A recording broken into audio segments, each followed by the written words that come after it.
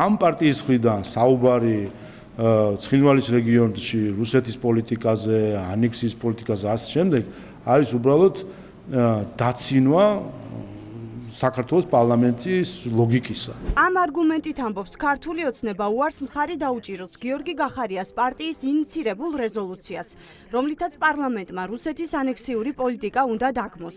ექს-პრემიერის გუნდი ფიქრობს, რომ რუსეთი ანექსიაზე გადავიდა და ამ მოვლენებს საქართველოს პარლამენტმა პოლიტიკური შეფასება უნდა მისცეს. დოკუმენტი მზად არის, თუმცა ქართულმა ოცნებამ წინასწარ თქვა, რომ განხილვაზე ამ დოკუმენტს არ გაიტანს. როდესაც ის პარტია რომლის გაქცეული ლიდერიც მხილებული არის თავისი გაუაზრებელი მოქმედებით, უბრალოდ გააზრებული მოქმედებით ფაქტობრივ გავლენის ქვეშ მოაქცია ოკუპანტი ძალის, ახლა იმათთან როგორ დისკუსია გავმართოთ იმაზე, რუსეთს როგორი ანექსიის პოლიტიკა აქვს ცხინვალის რეგიონში. პირადი პოლიტიკური შურისძიება თუ საქართველოს ეროვნული ინტერესი, რა დევს ახლა სასწორზე და რა არის უფრო მნიშვნელოვანი. გახარიას პარტია ამბობს, რომ ექს-პრემიერზე აქცენტების გადატანით ქართული ოცნება ცდილობს რუსეთის წინააღმდეგ ხმა არ ამოიღოს. ეს პირველი შემთხვევა არ არის, როდესაც ივანიშვილის პარტია რუსეთთან დაკავშირებით პარლამენტში რეზოლუციის მიღებაზე უარს ამბობს.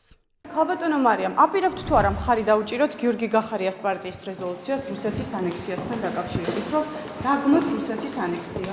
დაგმული არის ჩვენი კონსტიტუცია. ამ რეზოლუციაზე თუ არის დამოკიდებული რუსეთის ოკუპაციის შეჩერება და დამოუკიდებლობის და მათი ჯარების გაყვანა და ასე შემდეგ და ასე შემდეგ, მაშინ რა თქმა უნდა დავუჭერთ, მაგრამ განვიხილავთ, რისი მომტანი იქნება რუსეთი ოკუპანტი რო ეს ჩვენ ჩავაწერიეთ პირველი და თქვენმა პრეზიდენტმა სააკაშვილმა გადასცა ენერგოობიექტები.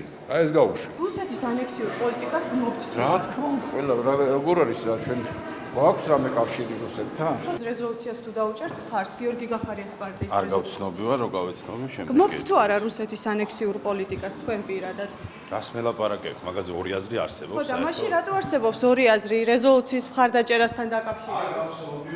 ოცნების პოლიტიკით, რომ რუსეთი აღფრთოვანებულია, ეს მოსკოვში დღეს კიდევ ერთხელ თქვეს. რუსეთის საგარეო საქმეთა სამინისტროს ოფიციალურმა წარმომადგენელმა შეაქო ბიძინა ივანიშვილის გუნდი იმ პოლიტიკის გამო, რომელსაც ის ატარებს. ჩვენ მზად ვართ რუსეთ-საქართველოს კავშირები გავაღრმავოთ, რაც საქართველოს ეკონომიკური აღმავლობის ერთ-ერთი მთავარი ფაქტორია.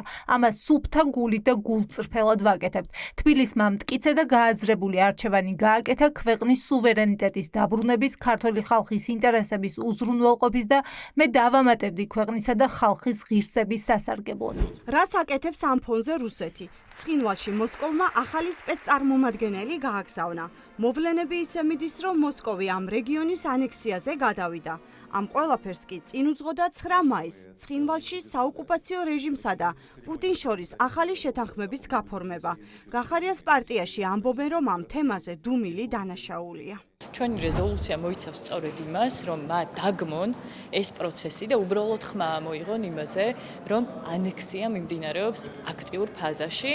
ეს ეხება როგორც სოციალურ ოკუპაციას, ეს ეხება მათი მხრიდან უკვე პოლიტიკურად აშკარად გადადგმულნაბიჯებს ანექსიისკენ, თუმცა ქართული ოცნება რა თქმა უნდა ამას თავს არიდებს, იმიტომ რომ მათ იმის უნარიც არ აღმოაჩნდათ, რომ უბრალოდ სიტყვიერად დაეგმოთ, არა თუ რეზოლუციისთვის მხარი დაეჭერათ, არამედ დაეგმოთ. პირდაპირ რუსი მართავდეს იქნება ოკუპირებულ ცხინვალს და ჯერ პრემიერობას უპირებენ ამ პირს და შემდგომ უკვე გეგმაშია მისთვის უკვე დე-ფაქტო როგორც წოდებული პრეზიდენტის პოსტის ჩაბარებას. ამიტომ